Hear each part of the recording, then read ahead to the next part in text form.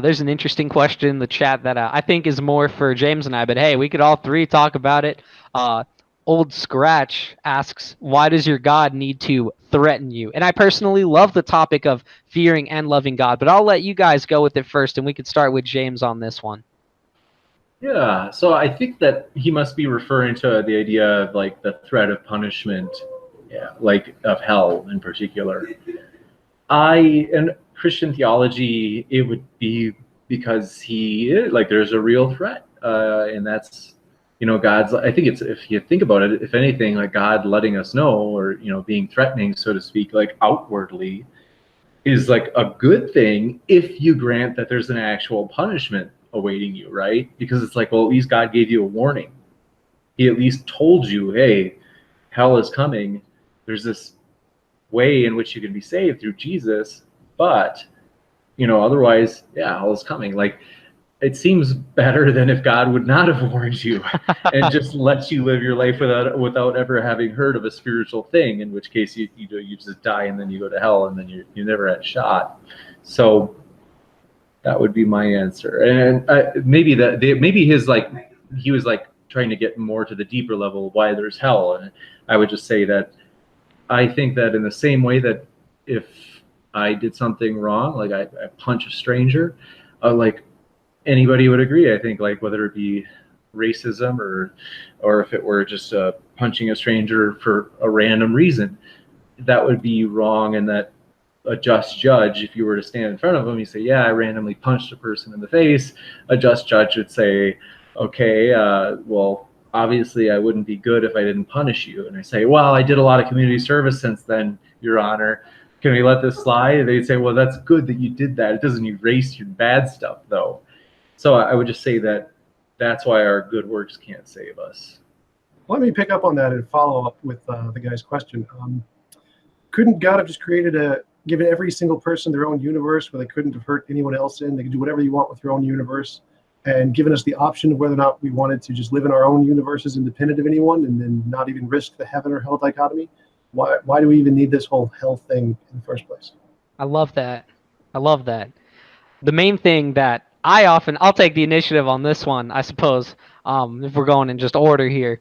I think that the main thing that I talk to Calvinists about, and by the way, James, oh, would I love to talk to a Calvinist at some time in the future, because I love open theism. But the main thing is that God could have made this world perfect without sin and not have to worry about any of this, no Satan, no hell. That's definitely true. We got to ask ourselves, if that's not how God made it, then, in my opinion, he didn't predestine everything and he doesn't control everything. Because if he did, it would be perfect. And that's my opinion. But I think that God gave us free will for the true nature of relationship. And this is where I also believe, because, all three of us are a few gents who really like sovereignty and liberty, right? That's exactly what God gives. He gives every opportunity, every actual opportunity to believe, to trust, believe in him, to have heaven forever. It's not like he necessarily takes anything away, but if we want to go our own way and basically disagree with God, then we also have the right to do that as well. So I think that God views sovereignty and autonomy over him making people robots, and that's a lot of the reason why the two options exist. So other than a lot of people saying, well, I guess I have to go to hell because I just don't want to believe in God. Well, no, you absolutely have the option to not do it. It's just based on your liberty and what you want within the situation.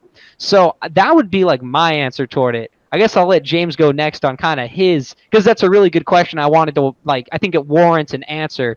So yeah, we'll let James go with it next. Yeah, so we would probably have different answers on this. We definitely do. Which, by the way, is also another. I can't help but want to talk about this like interesting issue of like whether or not that's bad. Whether or not it is. What's bad? Well, the fact that Christians have different interpretations, I think a lot of skeptics like really hang their hat on that, and I don't see it as that. I know that I'm changing, and I'm openly admitting like I'm changing the subject. I think your answer, I can give you an answer to your question, but maybe we can come back to this one that I just brought up. Yeah, sure. So maybe as the next one. So I'm not sure. So on the face of it, it doesn't seem logically contradictory for God to do what you're proposing, Tom. You know what I mean? That like there's nothing in that like description in which there, at least to us, like where there couldn't be some sort of logical consistency. I don't know if there are like these ways in which it could not be possible for God to do it. The only way I would say is if there were like some sort of case in which, like if that example that you gave, if that's somehow not logically possible, then I actually don't think it would like take away from God's omnipotence to say he couldn't do it, because I would use basically tracing back to is this Occam? I can't remember who it was, but who would say that God's omnipotence didn't entail being able to do the logically impossible, but that omnipotence was something that was, you could say, in a way more qualified. So that's my only response, is that if it is logically impossible, that would be one way in which it would seem to be better to do the way things are, rather than the potential like counterfactual that you had mentioned. I'd actually like to follow up on that if you wanted, before you go on to your next point. So let's say God could give me the option, like, because we all like liberty and freedom. So why don't I have the freedom to go to my own universe where I can just be alone and do whatever I want? I can still have free will. No one else can hurt me. There doesn't seem to be anything immoral or wrong about this. But you can just give every human being the right to just go to their own universe if they want to, or go to a universe that, in which case you can't hurt other people. Like if you threw a coffee mug at me, it would just pass through me, kind of like if I was a ghost or something. God could have created this best world where everyone has total freedom or total sovereignty over themselves and no one could ever harm them. And we can still have free will. There's no contradiction there, because you would have the choice to live in a world exactly like the one we live in right now.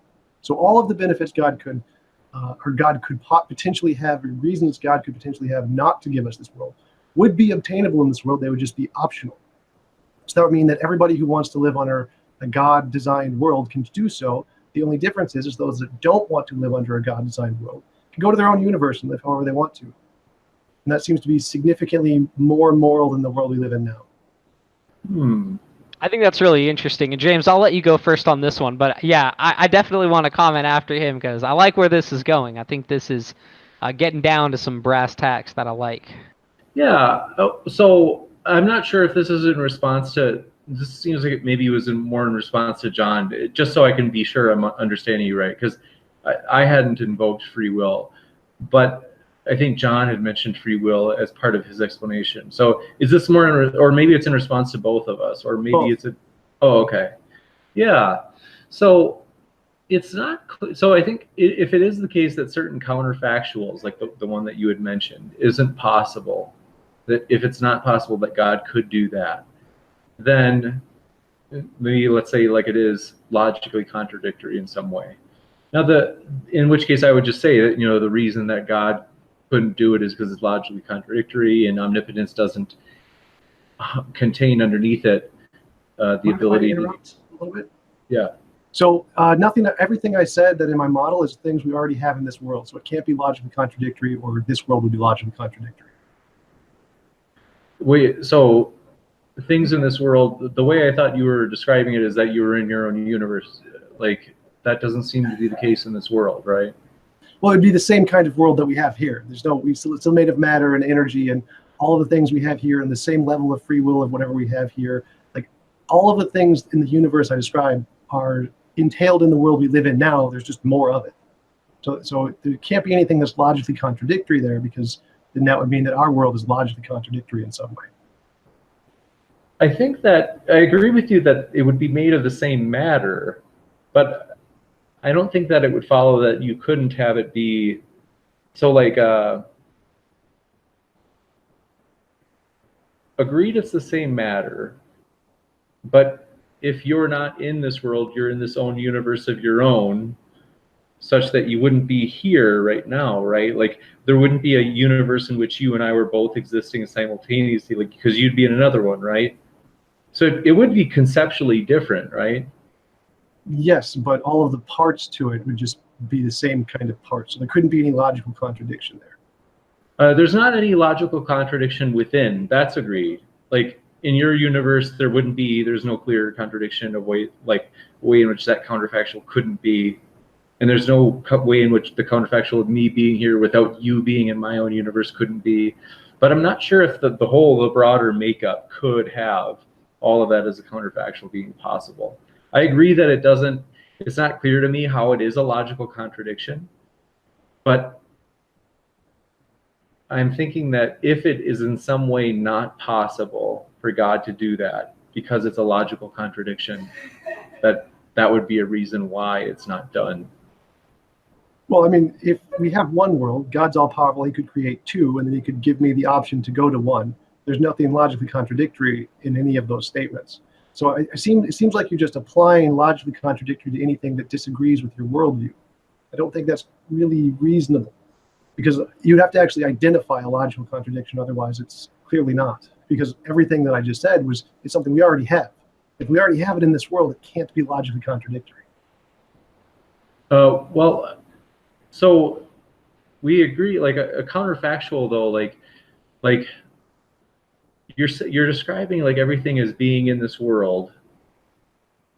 Basically, let me see if I can explain it this way. Think of it like Lego pieces. If we have a whole bunch of Lego pieces, none of the Lego pieces can be logically contradictory, because then they wouldn't exist. So if we can combine these Lego pieces in a different way, whatever combination we make, none of them can potentially ever be logically contradictory, because none of the pieces of themselves logically contradictory. And so that's all I'm doing, is I'm taking the pieces of the world we have now, combining them in a different way to get a different kind of a world, specifically to avoid the argument that it's logically contradictory. That's the whole point of this. I'm only using pieces that we already have that are definitely not logically contradictory in this world to build this model. Yeah, I think I understand that. So if you have counterfactual worlds, so like we agree that in, like, let's say, let me try to think of this Lego analogy. If you have like a certain like way in which they're made, like you make a certain object and then you make a different object, but it's not really the way the analogy isn't quite correct though, is that like you'd be taking, like, wouldn't it be the case you'd be taking, like, so you have like Lego pieces, you have, like, let's say a set of 50 pieces that make up some object in world A, and then you took out certain pieces and like world A. So we agree though that world, like, let's say the broad concept of world A with the 50 pieces within it making up whatever, that's one concept. Now we have a different concept, like concept B, and that's got the Legos configured in a different way. But some of them are like not within B anymore. Like you put some of them also like so that they're outside of B, or I should say not B, because that's the concept. Like, I think I get where you're going with this, but I mean, the universe is pretty huge. There are trillions and trillions of galaxies. We don't even need to create another universe. You can just let's go to our own galaxy, pretty much. And I still don't see why it would be logically impossible for God to just create another one. He did it once. I don't see why it would be logically impossible for him to create another one. Yeah. To create another universe. Let me think about this.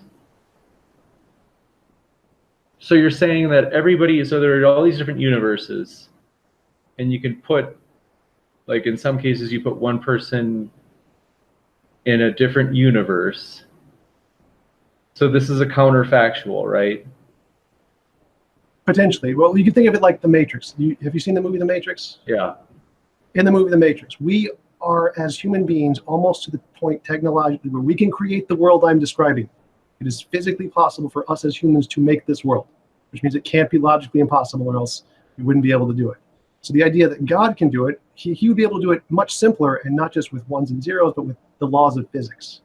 So it can't be logically impossible. It's not even an option, because we humans are almost at the point where we can do this. Yeah, I'm gonna have to think more about this. I think the Matrix example actually makes it a little bit clearer. So to be honest with you, I'm not sure. Awesome. Fair answer. I have to get back to you. Like I'll read and I'll see if I can find something. But the Matrix, that does actually make it does. It resonates more with me. And did you want to respond? Oh, no? Sure. I think that the way that God made this universe, there are some things that are determined. If we want to look at it from a biblical standpoint, that would be absolutes, such as the concept of sin and such as the concept of needing an atonement for it. I often get the question, and I think it is a good question. I have even been reading like more of Leviticus lately, which is the stuff I don't get into as often. It's a little bit more dry to read. Oh, those are my favorite parts, Leviticus and Deuteronomy, the most colorful parts of the Bible. They're definitely very interesting. As I was figuring out last night, refreshing my memory on them. But that really showed that God shows that without the shedding of blood, there's no remission of sin. Like there needs to be some kind of justification for allowing sin to pass from his presence. And that's when we get into a lot of the theories about the atonement. I'm not exactly sure what kind of theory that James would hold. I myself am sifting through the theories as well. I'm kind of stuck on looking at what would be called a moral government theory, basically saying that because Christ was sacrificed, God now forgives sin. It wouldn't necessarily be like his death paid for sin. Like instead of there being a payment, like because of that happening, God now forgives sin. Like it was I still go that it is a substitute and that it needed to happen for sin to be forgiven. But I look at it rather as a forgiveness of sin rather than the debt of sin being paid. So I think it starts getting into an interesting ground there. But the main thing in regard to that would be the fact that God's universe necessitates a payment for sin. That's when it's a little tougher to go into the other paradigms, especially when it's like under a potential Christian worldview. So my main questions for Tom would be something like, how do you feel about the concept of sin, and how would you philosophically address what you would view sin to be, and what kind of like philosophical standpoint do you hold in regard for such as like a rule util or anything such as that? Like what do you like in that philosophical aspect, and how does it relate to your view of what sin would be? Well, first, I'd like to respond to your first point. Let's say we have like in my model where everyone gets their own universe. One of those universes is the one we're living in right now. So we still have all of the sin, all of the Jesus dying for our sins, everything is still in this universe that I'm describing. And the only difference is that the people who don't want to be a part of this universe have the option to leave and go to their own universe. So we still have all the sin, we still have all the free will, we still have all the benefits that God put into this world. The only difference is the people who don't want to be in it can just go to their own universe and be like, I don't want to do this. I don't want to have anything to do with this. They still have all the sin. They haven't lost anything. They just moved, pretty much. I think to that point, I would say like God demands a payment for sin, and that's kind of like when that's basically when the paths cross, I would say, like for that first answer. So just to give like a point of crystallization and what would be talked about going in for the future of that point. I am, even for both of you guys, still interested to know like philosophically, like how would the morality look like? For me personally, I love the idea of, I guess you would say, the veil of ignorance, but at the same time, John Rawls, yeah. yeah, it's just really good. A part of me, like a very curious part of me, like I like the idea of rule util because it just goes to like the top point of altruism. To give a quick summary, that would basically be like you could pull someone off the street, harvest their organs, and save 5 people. You saved more people than you lost, therefore it's moral. That kind of idea. Sometimes I think if someone really says they're altruistic and loves their neighbor as their self, would they be okay with sacrificing their civil liberty? I find myself getting a little scared at that conclusion and saying, oh no, I don't want to just randomly die. So, I do want liberty, but is that selfish of me to think that? That's what I ask myself. So how do you guys feel about certain moralities, such as a rule util, which would be considered extreme? I think objectively it's extreme, whether it's good or bad. But then what do you guys think, like what would you go for as far as your ideal moral system? And we can start with James on this one and then come back to Tom. Yeah, so I think that this is relevant, especially in the case of, let's say, the evangelists going to a different country that may be where people could get an illness. This is actually, it's the last question I could probably do, and then I got to go. But let me try to answer it. So there's a part of me that really consequentialism appeals to, and I do it like probably on my day-to-day, like fairly often. I feel like I'm acting and reasoning like a consequentialist from like, it's not a big deal, no harm, no foul kind of reasoning. And that's kind of, I think, the way the Christian is led to well, if you said that a person going to a country and they risked the people of that country getting a disease because they were trying to bring the gospel or something, maybe another religious message. To say it's wrong, I feel like I'd be a consequentialist, which I'm not. Like, I at least say I'm not a consequentialist. Like, it's not the ethical theory I think I adhere to. Because if the person were to go there and their intentions were right, they were trying to do the right thing. They were thinking, this could be their eternal salvation.